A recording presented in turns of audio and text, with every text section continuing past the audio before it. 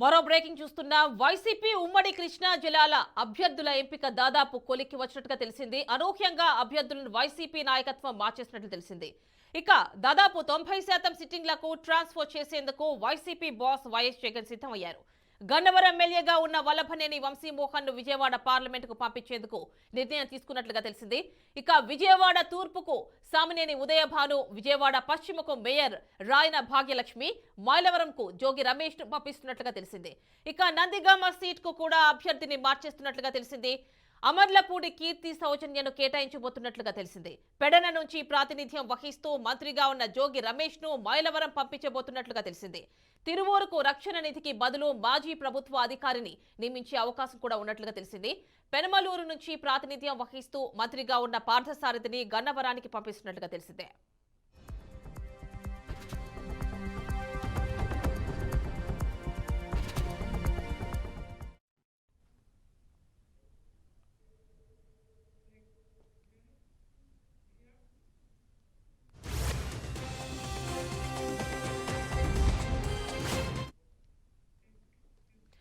ఇక సిట్టింగ్ల మార్పులు చేర్పులకు సంబంధించి ఫుల్ డీటెయిల్స్ మా కరెస్పాండెంట్ దామోదర్ అందిస్తారు.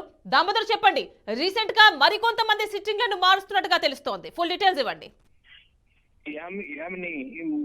చూస్తే కనుక పరిస్థితి చూస్తే వైసీపీ మాత్రం చాలా వరకు సిట్టింగ్లను మార్చే అవకాశం అయితే స్పష్టంగా కనపడుతోంది. అయితే ఈ రోజు ఒక స్పెక్యులేషన్ వైసీపీ కార్యాలయం నుంచి కొంత వైసీపీ కార్యాలయం, అదేవిధంగా జగ్గైపేటకు సంబంధించినటువంటి సాబికి ఉదయభానికి సంబంధించిన ఒకరిద్దరు ప్రధాన అనుచరుల నుంచి వచ్చినటువంటి సమాచారం మేరకు 90% మంది ఈ సిట్టింగ్లు ఎవరైతే ఉన్నారో వీళ్ళందరినీ కూడా మార్చవచ్చు అని చెప్పే అభిప్రాయం అయితే కలుగుతుంది. నాకున్న కొంత సమాచారం అయితే మాత్రం వైసీపీ కార్యాలయంలో ఒక పెద్ద చర్చ జరుగుతుంది. కృష్ణా జిల్లాకు సంబంధించినటువంటి చర్చ జరుగుతుంది. అంటే బలమైనటువంటి బీసీ అభ్యర్థుల్ని తెర మీదకి తీసుకువచ్చి వాళ్ళని బలంగా ప్రజెంట్ చేయాలని చెప్పేసి కూడా చూస్తోంది. ఎందుకనంటే కొంత సిట్టింగ్ల మీద వ్యతిరేకత కావచ్చు, అలాగని చెప్పేసి సిట్టింగ్ల మీద వ్యతిరేకత లేనితో కొంత ఈ అభ్యర్థుల మార్పు తప్పనిసరి ఉంటుంది. ఆ మార్పు తప్పనిసరి నేపథ్యంలోనే ఈ మార్చుతారని చెప్పేసి ఉంది.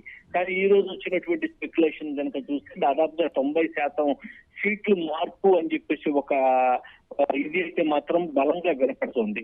వైసీపీ వర్గాల్లో కూడా ఇది సర్క్యులేట్ అవుతా ఉంది. వాళ్ళు కూడా ఒక ఇది దీని వల్ల ఇది జరుగుతుంది అని చెప్పి అనుకుంటున్నారు. అయితే దీని మీద మాత్రం ఒక వడపోత కార్యక్రమం అయితే మాత్రం వైసీపీ కార్యాలయం అయితే బలంగా చేస్తూ వస్తుంది. జిల్లాకు సంబంధించినటువంటి ఇప్పటి వరకు విజయవాడ తూర్పుకి అయితే మాత్రం దేవినేని అవినాష్ అని భావించారు. కానీ ఇప్పుడు సామినేని ఉదయభాను, అంటే ఈ ఒక్క తూర్పు నియోజకవర్గాన్ని చూసుకుంటే సామినేని ఉదయభాను తూర్పుకి వచ్చి పోటీ చేస్తారా జగ్గైపేట నుంచి అని అంటే ఇంకా పార్టీ అధిష్టానం ఆదేశిస్తే మాత్రం రావాల్సి తప్పదు. కానీ ఇక్కడ ఎందుకంటే కాపు ఓటు బ్యాంకు కొంత బలమైనటువంటి ఓటు బ్యాంక్ ఉంది తూర్పు నియోజకవర్గంలో. కాబట్టి ఆ ఓటు బ్యాంక్ తీర్చుకోగలిగితే ఈజీగా వినవచ్చు, ఈజీగా మనం తెలుగుదేశాన్ని ఓటమి పాలు చేయొచ్చు అని చెప్పేసి ఒక ఇదనమాట. గతంలో వల్లభనేని వంశీ కూడా విజయవాడ పార్లమెంట్ కి పోటీ చేశారు. ఒక 17,000 అంటే 17,000 దాదాపు స్వల్ప దీంతో రాజగోపాల్ మీద ఓడిపోవటం జరిగింది. కాబట్టి మళ్ళీ వల్లభనేని వంశీని గన్నవరం నుంచి తీసుకొచ్చి, ఎందుకంటే గన్నవరంలో కొంత వ్యతిరేకత ఉంది వల్లభనేని వంశీ మీద, అంటే పార్టీ పరంగానే ఉంది. గతంలో టీడీపీ నుంచి వచ్చాడు కాబట్టి కొంత వ్యతిరేకత అయితే బలంగా ఉంది. కాబట్టి వల్లభనేని వంశీని ఎంపీ సీట్ కి మార్చే అవకాశం ఉంది అని చెప్పేసి కూడా మొత్తం కూడా పార్టీకి సంబంధించిన వర్గాలు అయితే మాత్రం బలంగా చెప్తున్నాయి. అంటే దామోదర్, రీసెంట్ గా మనం చూసాము, ఎవరైతే సిట్టింగ్లను మార్చారో లేదంటే వాళ్ళకి అసలు ఎలాంటి సీట్ కేటాయించినదన్న విషయం క్లారిటీ వచ్చిందో వాళ్ళందరూ కూడా టీడీపీకి వలస మాట పట్టడం చూసాం. మరి ఈ నేపథ్యంలో ఇంతమందిని మళ్ళీ మార్పులు చేస్తున్న నేపథ్యంలో మరి ఎలాంటి పర్యవసానాలు ఉండే అవకాశం ఉంది, ఎలాంటి ఇన్ఫర్మేషన్ వస్తుంది? ఒకటైతే మాత్రం వాస్తవం, ఒకవేళ ఇంతమందిని మార్చినా, ఒకవేళ ఈ మార్పుకు నిజమైనప్పటికీ కూడా, ఒకవేళ 90% 90% సిట్టింగులు మార్చిన వీళ్ళు అసంతృప్తితో పార్టీలోంచి బయటికి వెళ్ళిపోతే ఈ రోజున తెలుగుదేశం పార్టీ కానీ జనసేన పార్టీ కానీ చేర్చుకోవటం అనేది జరగదు. ఎందుకు జరగదంటే ఇటువంటి ప్రయోగాలు తెలుగుదేశం పార్టీ గతంలో చేసి ఫెయిల్యూర్ అయింది. కాబట్టి అక్కడ స్పేస్ లేదు. ఎందుకంటే తెలుగుదేశం జనసేనలో స్పేస్ లేదు. వాళ్ళిద్దరూ పొత్తులో ఉన్నారు. వాళ్ళకే ఉన్నటువంటి స్పేస్ లో వాళ్ళకి 2-3 అభ్యర్థులు, ఇద్దరు ఒక్కొక్క నియోజకవర్గానికి 2-3 అభ్యర్థులు ఉన్నారు. ఒక విధంగా కనుక మార్చి ఒకవేళ కనుక వీళ్ళు ఎవరైనా సరే అలిగితే వాళ్ళు అలిగి ఇంటికి వెళ్ళిపోవటమే మినహాయించి వైసీపీలో మరో మార్గం అయితే లేని పరిస్థితి అయితే మాత్రం చాలా స్పష్టం అనేది మాత్రం నేను చెప్పగలను. ఎందుకంటే రాజకీయ పార్టీల్లో ఇప్పుడు ఇది లాస్ట్ పీక్ టైంలో కూడా మార్చే పరిస్థితి వచ్చింది అంటే గనక ఇంకా వాళ్ళు అలిగి ఇంటికి వెళ్ళిపోయి కూర్చోవాల్సిందే తప్ప, రాజకీయంగా సైలెంట్ అయిపోయి కూర్చోవాల్సిందే తప్ప మరో పార్టీలో చేరే అవకాశం అయితే మాత్రం కృష్ణా జిల్లా నాకున్నంత వరకు కృష్ణా జిల్లాలో అయితే స్కోప్ లేదు అని చెప్పేసి పక్కాగా చెప్పొచ్చు.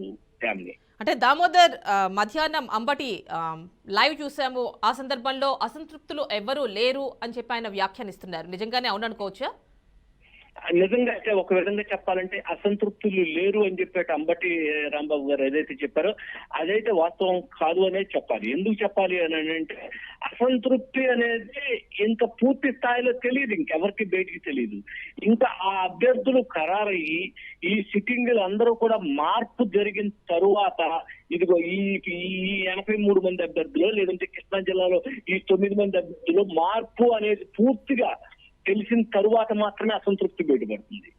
అసలు అప్పటి వరకు కూడా ఎటువంటి పరిస్థితుల్లోనూ అసంతృప్తి లేదు అనుకుంటే ఆత్మస్థితి పరనిందని చెప్పేసి అనుకోవాల్సి వస్తుందో తప్ప అది నిజంగా చెప్పాలంటే అది వాస్తవం కూడా కాదు. రాజకీయాల్లో అసంతృప్తి ఉండటం సహజం. గన్నవరం ఉంది. గన్నవరం ఎమ్మెల్యేగా ఒక 5 సంవత్సరాలు 10 సంవత్సరాలు గన్నవరం నుంచి వంశీ పోటీ చేశాడు. వెళ్ళి అసలు మార్పు చేయటం అంటే ఒకవేళ విజయవాడ రావటం అంటే 7 సెగ్మెంట్లు 7 అసెంబ్లీ సీట్లలో అతను ఇదవ్వాలి.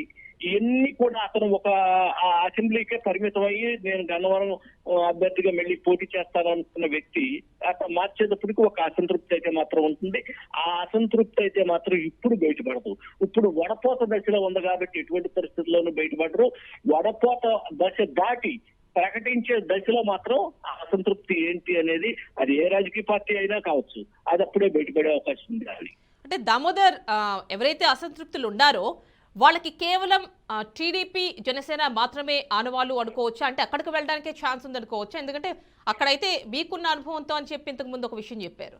అక్కడికి వెళ్ళడానికి ఎలాంటి ఛాన్స్ లేదు, గత అనుభవాలు నేర్పుతున్న పాఠాల నేపథ్యంలో వాళ్ళు తీసుకోరు అంటున్నారు. మరి ఇప్పుడు మనం టీఎస్లో చూసాం తెలంగాణలో, అది కాకపోతే కాంగ్రెస్ని చూసాం, బీజేపీని చూసాం, శక్తి పుంజుకున్నాయి. మరి ఈ నేపథ్యంలో వీళ్ళకి బీజేపీ కాంగ్రెస్ ఏ మేరకు అవకాశం కల్పించే అవకాశం అవుతాయి?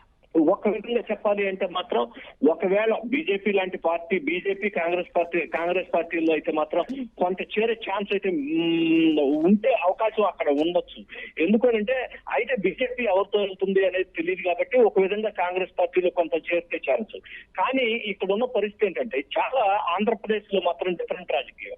కాంగ్రెస్ మీద పూర్తిగా వ్యతిరేకత ఉన్నారు ప్రజలు. అదే కదా ఎందుకు వ్యతిరేకత ఉన్నారు? రాష్ట్ర విభజన అనేది ఇంకా ఎవరు మర్చిపోలేదు.